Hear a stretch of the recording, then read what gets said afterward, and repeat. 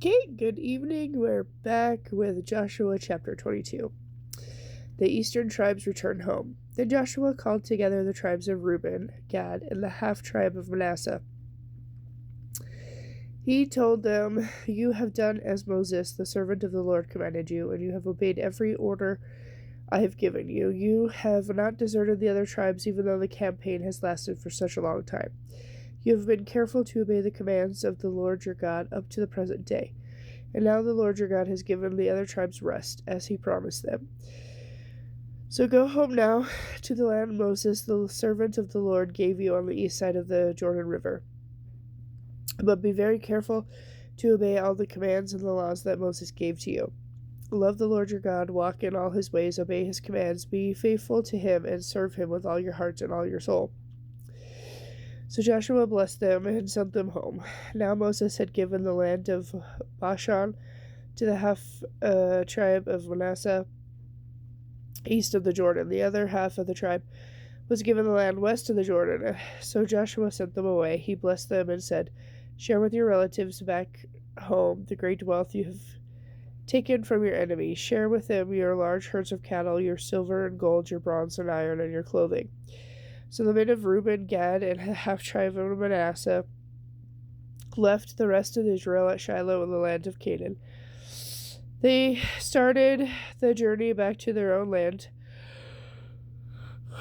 Excuse me, of Gilead, the territory that belonged to them according to the Lord's commandment through Moses. The eastern tribes built a memorial, but while they were still in Canaan, before they crossed the Jordan River, Reuben, Gad, and the half tribe of Manasseh built a very large altar in the Jordan River at the place called, Gileath.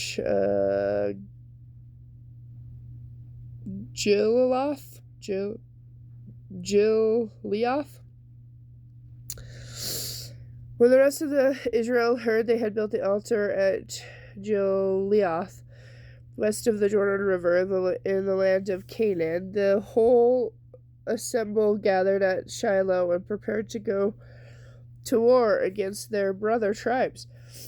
First, however, they sent a delegation led by Phinehas, son of Eleazar the priest. They crossed the river to talk with the tribes of Reuben, Gad, and the half tribe of Manasseh. In this delegation were 10 high officials of Israel, one from each of the 10 tribes, and each a leader within the family divisions of Israel. When they arrived in the land of Gilead, they said to the tribes of Reuben, Gad, and the half-tribe of Manasseh, "The whole community of the Lord demands to know why you are betraying the God of Israel. How can you turn away from the Lord and build an altar in rebellion against him? Was your sin pure not enough? We are not yet fully cleansed of it, even after the plague that struck the entire assembly of the Lord. And yet today you are turning away from following the Lord. If you rebel against the Lord today, he will be angry with all of us tomorrow. If you need the altar because your land is defiled, then join us on our side of the river, where the Lord lives amongst us in his tabernacle, and we will share our land with you. But do not rebel against the Lord, or draw us into your rebellion by building another altar for yourselves. There is only one true God, one true altar of the Lord our God. Didn't God punish all the people of Israel when Achan, a member of the clan of Zerah, sinned by stealing things set apart from the Lord? He was not the only one who died because of that sin." Then the people of Reuben, Gad, and the half-tribe of Manasseh answered these high officials, "The Lord alone is God, the Lord alone is God. We have not built the altar in rebellion against the Lord. If we have done so, do not spare our lives this day. But the Lord knows, and let all Israel know too, that we have not built an altar for ourselves to turn away from the Lord, nor we will use it for our burnt offerings or grain offerings or peace offerings. If we have built it for this purpose, may the Lord himself punish us.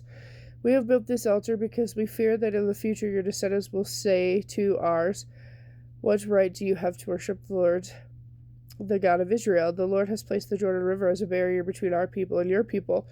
We have no claim to the Lord, and your descendants may make our descendants stop worshiping the Lord.' So we decided to build the altar not for burnt offerings, but as a memorial. It will remind our descendants and your descendants that we too have the right to worship the Lord at his sanctuary with our burnt offerings, sacrifices, and peace offerings. Then your descendants will not be able to say to ours, you have no claim to the Lord. If they say this, our descendants can reply, look at this copy of the Lord's altar that our ancestors made.